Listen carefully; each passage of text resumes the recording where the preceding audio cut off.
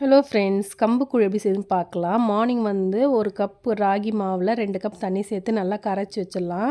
மாவு வந்து நல்லா புளிக்கட்டும் ஒரு 8 மணி நேரம். ஈவினிங் பார்த்தீங்கன்னா 1 கப் அளவுக்கு கம்பை வந்து நல்லா வாஷ் பண்ணிவிட்டு ஒரு 20 நிமிஷம் ஊற வச்சு நல்லா தண்ணியை வடிச்சிட்டு மிக்ஸி ஜாரில் சேர்த்து இந்த மாதிரி குருணையாக அரைச்சி வச்சுக்கலாம்.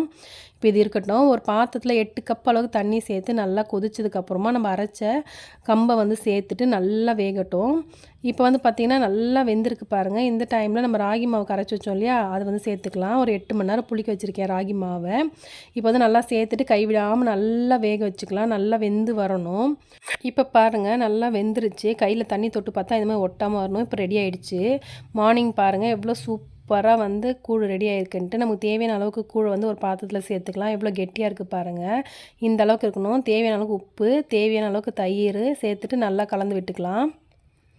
ரொம்ப ரொம்ப ஹெல்த்திங்க, ரொம்ப டேஸ்ட்டாக இருக்கும். இப்போ தேவையான அளவுக்கு வெங்காயம் சேர்த்துட்டு